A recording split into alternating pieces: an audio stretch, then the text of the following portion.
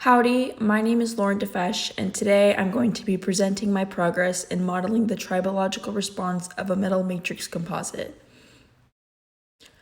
Metal matrix composites, or MMCs, are used across multiple industries, from the jet turbines on a plane to specialty sports equipment like bikes. MMCs are very appealing due to their high strength and low weight nature.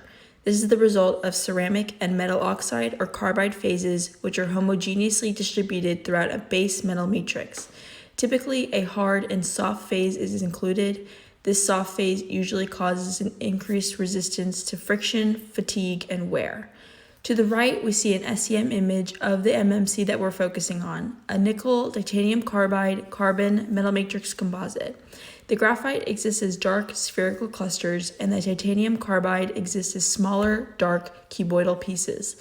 The pieces are homogeneously distributed in the light-colored nickel matrix. Due to the phase evolution in solidification, there's both a primary and eutectic titanium carbide phase in this particular metal matrix composite. On the complementing end of MMCs is tribology. Tribology is the science of interacting surfaces in relative motion, so it typically involves studying friction, wear, and lubrication. Because we see a decrease in friction in our MMC, we expect to see some kind of tribological response, and we do. We see this tribological response in the form of a continuous carbon tribofilm. As the metal matrix composite experiences high asperity contact on the surface, the graphite, which is a solid self-lubricant, wants to and eventually does migrate to the surface to lower that coefficient of friction. To the right, you can see the results of a coefficient of friction versus sliding distance test that was done to show that this MMC has a lower coefficient of friction than a pure nickel matrix, regardless of the pressure. Even in the smaller pictures, you can see a clear distinction in the amount of dark graphite debris on the surface, which further evidences the formation of this continuous carbon tribofilm. That takes us into what we're really here to focus on, and that is, how does this continuous carbon tribofilm develop? We aim to answer this question by investigating how the subsurface deformation mechanism influences the tribological response of the material. In fact, we hypothesize that the presence of a soft precipitate changes this deformation from shearing to plowing. We want to see plowing because we expect that this plowing allows the graphite precipitate to move up and out to the surface of the metal matrix composite. And that plowing we want looks like this picture to the right, where we see the precipitate that we know should be circular sort of elongate and seem to be moving out of the material, creating some strain localizations. This is compared to the left, where there is no precipitate, and we see strain bands that exist across the material.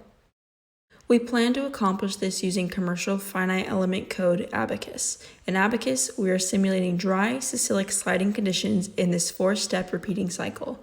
We're going to start by creating a 10 millinewton force on the material and then moving that across the surface 40 micrometers to make sure we clear over the area where the designated precipitate will sit.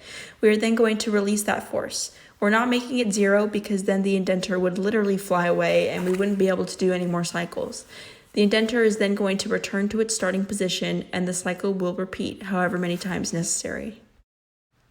In this MMC, the base matrix is nickel, so here we have the material constants defined in the appropriate units for Abacus.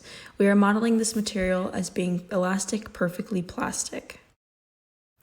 And here we have the final assembly for what will later be our nickel model with a single graphite precipitate. The key things to note are that we're focusing on a 105 by 25.5 micrometer section of the nickel body. Our precipitate will sit with its center of mass located in the middle of the material, just 1 micrometer below the surface. You can see about where that is with the circular cutout. The precipitate is 1 micrometer in diameter. In this image, you can also see the outer surface of the indenter we're using. It's a segment of a circle with a radius of 105 micrometers. It's 20 micrometers away from the precipitate, and it will slide an additional 20 micrometers beyond that.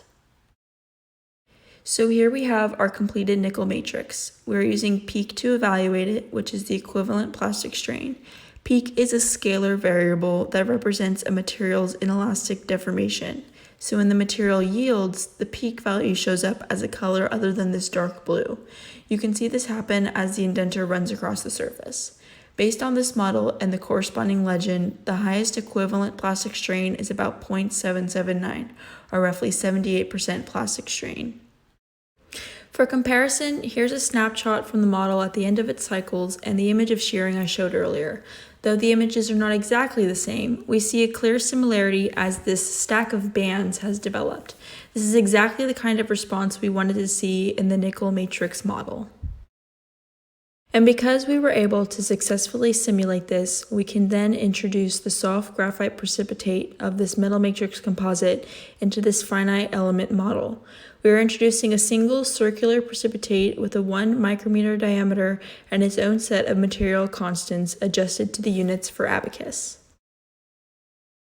And this is the result of that inclusion. We have our nickel finite element model with a graphite precipitate. In this model, we don't see the same kind of band formation that we saw in the nickel finite element model. Instead, we see this dark blob, which is the graphite located in the middle, just below the surface of the metal matrix composite, get pushed over a bit. We see some strains forming, and we see some change in shape for that graphite precipitate. But later, when we take a closer look at the model, we'll be able to see more closely those strain localizations forming around the precipitate and reaching a maximum of about 277% plastic strain. Additionally, we can see the circle precipitate become more of an ellipse in shape.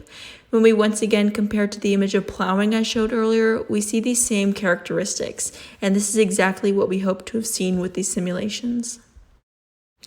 And when we take it a step further and compare the FEM image, which has been flipped so that the direction of sliding is to the left, to an actual SEM image from the coefficient of friction test mentioned earlier, we see something similar. We see the dark, large graphite cluster being elongated and somewhat pulled to the surface of the material to add itself to the carbon tribofilm. To continue this project with some more time and more finite element analysis, the goal would be to model the entire cycle where the graphite eventually does emerge on the surface.